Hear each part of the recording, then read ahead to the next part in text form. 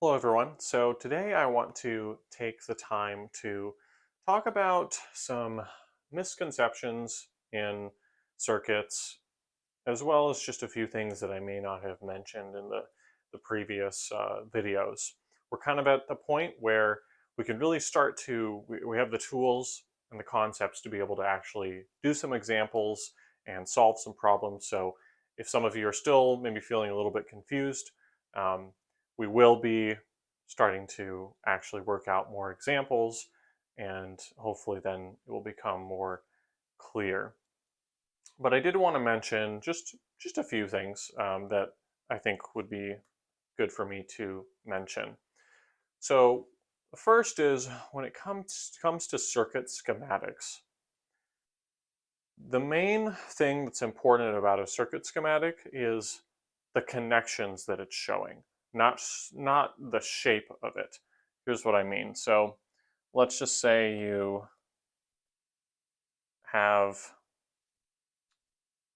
a circuit here and you draw it like this.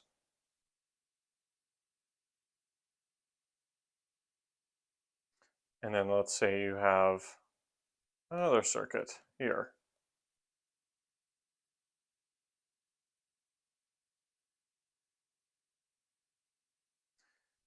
So in the world of circuits, these two are equivalent. Yes, I drew this to where these wires are like stretched out like that, and these ones are just straight like that. But in the world of circuit analysis, it doesn't matter. Everything is still connected in the same way.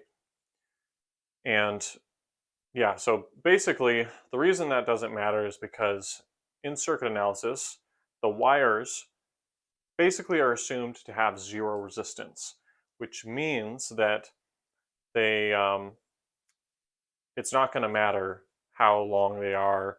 Um, with a circuit schematic, it doesn't really even a circuit schematic isn't about the the physical layout really of the circuit. It's more about just the connections that you're making. So um, so really, these are just connections with zero resistance wire. Um, One thing that I think would be good to mention is that um, talk about the terminology of a short and an open circuit. So if you, let's say you have a circuit here, and you have a wire that connects right across here, and you have a resistor. When you have a wire that goes right across a component there, that's called a short circuit. And basically, because this resistance is zero, all of the electrical current flowing down here will just go, and none of it will go into the resistor. And that basically means the voltage across a short circuit is zero. And the reason is because the resistance is zero. Voltage equals current times resistance. So if your resistance is zero, then your voltage will be zero. And that makes sense, right? If if a wire has zero resistance, that means that if an electron flows through it, none of its energy is going to be used up. None of it. And so basically it's going to have the same energy, the same electric potential energy. It's not until it flows through something like a resistor that its potential energy can change. Another terminology that we use in circuits is open circuits. So for example, an open circuit means basically a disconnect in a circuit. So if I break open this wire, I call it an open circuit, and now the resistance across here is infinite. And so there's zero current flowing through there, and that's called an open circuit. So it's the opposite of short circuit. With a short circuit, you have lots of current flowing through it, but zero voltage. With an open circuit, you'll have no current across it, but you will have some voltage across it. So that's an open circuit.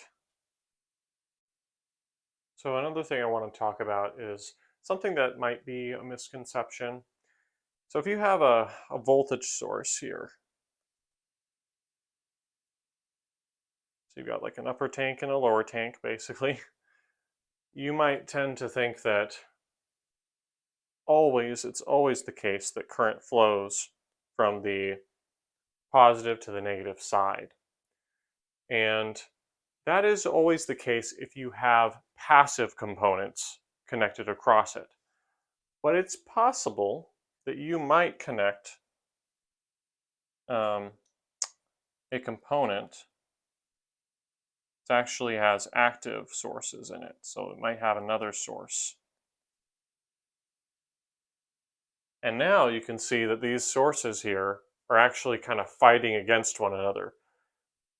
This is one upper tank, and this is another upper tank, and they kind of want to fight against each other. And so it's actually possible, depending on what you're connected to, for current to be flowing into the positive of a source and actually charging it. So that's something to keep in mind that might be a little counterintuitive at first. So the actually, I think I'm just gonna. I'll go ahead and erase this. Okay, so the next or the last thing I want to talk about in this video is some terminology that you hear concerning voltage and just making sure that that's clear. So you will sometimes hear the term voltage drop across a component. So essentially, that's actually the same thing as just the voltage across a component. The reason we call it, sometimes say voltage drop, we'll say the voltage drop across a component, is because it's basically like going back to our two tanks analogy. There's a difference in height, the difference in potential energy. So as the water falls, the potential energy drops, right? It's a drop in potential energy. The same thing goes here for voltage. When we talk about a voltage drop, we talk about the amount of joules that an electron or a coulomb of charge would have up here compared to how many joules it has of stored potential energy when it gets down to the other side. So as it falls through. So that's why sometimes we use the term voltage drop. So you'll hear sometimes Kirchhoff's voltage law being expressed as the sum of the voltage drops in a loop is equal to 0. And not always, sometimes you actually have a voltage gain. Sometimes your voltage drop is negative, where in the case of like a voltage source, typically your current is, if you're generating power, then your current goes from like at the lower tank to the upper tank. You're actually getting an increase in voltage. So it's like the opposite of a drop in voltage. But you could just say it's negative voltage drop. So that's one term you'll hear. Another term is potential difference. Again, going back to this idea of like a difference in potential energy. That's a term you will hear. Really, the bottom line is that voltage is always about a difference. It's always about a difference, just like in physics when you learned about gravitational potential energy. It's always about a difference. You might say, okay, you might ask, what's the potential energy of this pen right here that I have? And if I just gave you the gravitational potential energy, well, the question is with respect to what point? Now, if I didn't specify, then the most reasonable thing would be to assume that the reference level is the ground level. So how much potential energy does it take for me to lift the pen up to a certain height? So that sometimes when we talk about circuits, sometimes we will say, oh, what's the voltage at this point? And what we always mean is between 2 points, but sometimes there is a designated point on the circuit where we say this is our reference point, and we usually call that ground. And the symbol, a ground symbol is actually this. So we probably will see this later on in the course. So I think that pretty much summarizes all the basics that I wanted to get across. And now we can really start getting into diving into some more examples so that all these concepts that I've presented in the past several videos will start to kind of solidify and get combined into one. So thank you for watching, and I'll see you in the next video. Hello everybody, thanks for watching. If you found this content helpful, would you please consider liking and subscribing to the channel? That will help other people find it. And if you won't do it for me, will you do it for my cat, Muon? Named after my favorite subatomic particle, by the way. So, she will be very, very upset if you do not like and subscribe. So please,